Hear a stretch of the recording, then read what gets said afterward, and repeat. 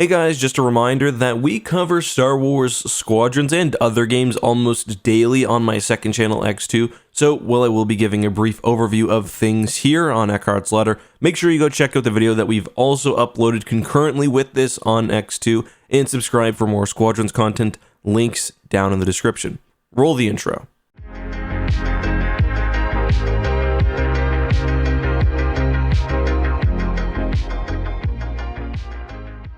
Hey guys, this is EckhartsLadder. Hello and welcome to another video. And of course, I'm recording this during my parental leave, so I've got my Star Wars Squadrons B-roll in the background. However, it's actually super relevant today because we are talking about an absolutely huge, gigantic, for me, a huge fan of Squadrons, dream update coming to the game in November and December. Really, two sets of updates with a lot of new content. So the patch notes for the two updates will be dropping in a community transmission about the same time that I release this video, so I'll try to link them down in the description. Let's look at what we're getting added to the game, which, by the way guys, if you haven't played it already, Star Wars Squadrons is really phenomenal, especially if you like competitive multiplayer games like I do. Alright, so let's get started, and some of these things will come in December, others in November. I'm just going to talk about it in order that I'm most excited for. And first of all, we have probably the most requested feature for the game, but one that I thought would never be coming, and that is two new starfighters. And it's what people have been asking for: the B-Wing for the New Republic and the TIE Defender for the Empire. So these aren't replacing anything that's currently in the game. Each faction will have 5 fighters now, with the TIE Defender being another fighter type alongside the regular TIE, and the B-Wing being another bomber alongside the Y-Wing. The ships will have expected features unique to their vessels. The B-Wing, for example, will have its gyroscopic cockpit, and the TIE Defender will have its shields. And these ships won't be better than what exists already in the game. They've been balanced so that they're different. If I were to guess, I'd say that the B-Wing will be a very heavy bomber, maybe even with good straight line speed, but with a huge hitbox, poor maneuverability, and just not well suited for dogfighting. So the balance should be interesting, and I'm looking to see how they do that. One interesting thing about the B-Wing is that they actually note that it seemingly will have multiple appearances. I think a New Republic B-Wing, like maybe the one that appears in episode 9, and also an episode 6 version, which I think would be something cool to get with other ships, especially where the hitboxes don't change. There's no reason why you couldn't add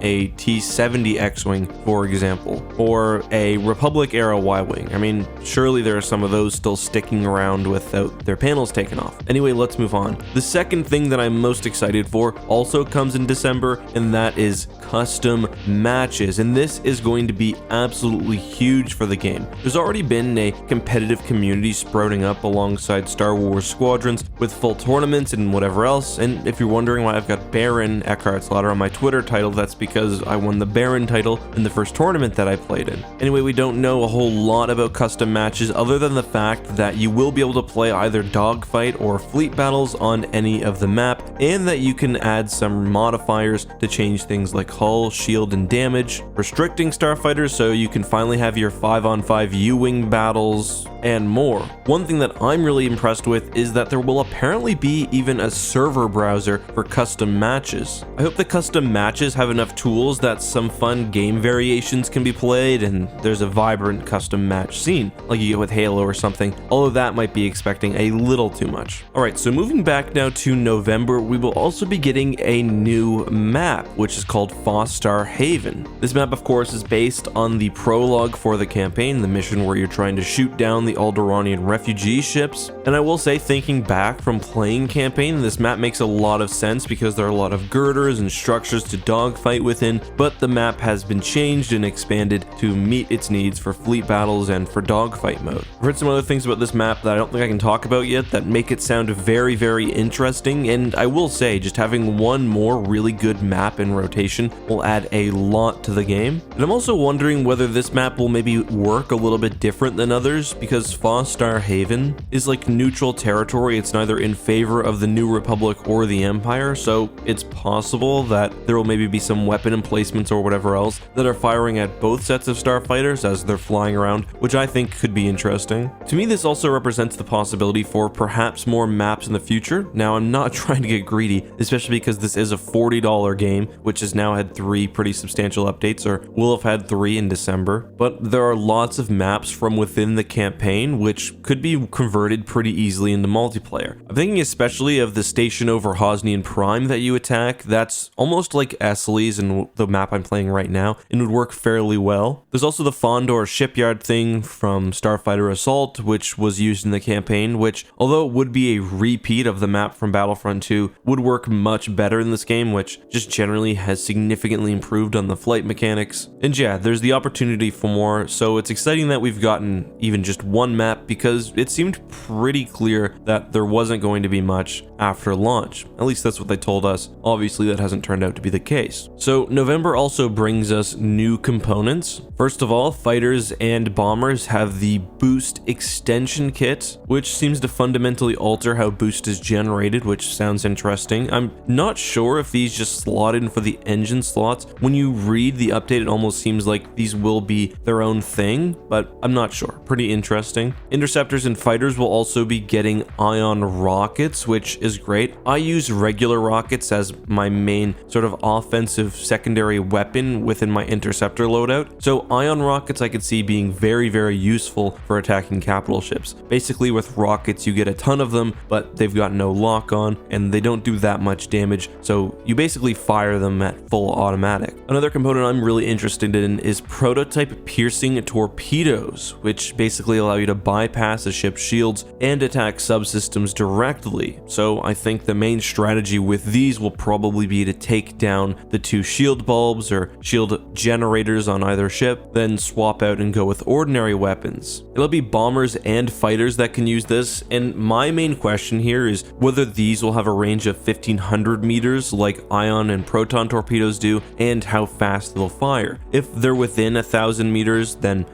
they won't be as effective because that's really in the danger territory for ships. And if they move very slowly, they'll be able to be shot down. However, I also don't want them to be too powerful because I am a little bit worried about strategies that see players and fighters basically skirting around the edge of the battlefield, firing in missiles, then retreating. The final component is also a very, very interesting one for support ships called the anti-material rocket turret. Basically, if you imagine the existing support turret as anti-fighter, well, this one is anti-capital ship. I assume these will be very easy to spot, but they'll be able to do a lot of damage if not immediately targeted. So those are the new features, fighters, and components coming to Star Wars Squadrons. Honestly, the inclusion of either custom matches or the two new starfighters would have made for an amazing update and more than I expected, but having all of that plus those other features, including a new map, is really something special, and I gotta give a major shout out to the game devs, including the creative director Ian Fraser. But guys, that's all I have for today. Let me know what you thought of this video down below. Are you excited in this new Star Wars Squadrons update? If you haven't played the game yet, first of all, what are you doing? It's phenomenal. But could something like this convince you to try the game? I did hear lots of people say that they were waiting for the B-Wing to make an entrance, so now's your time. Anyway, until next time guys, be safe and may the Force be with you.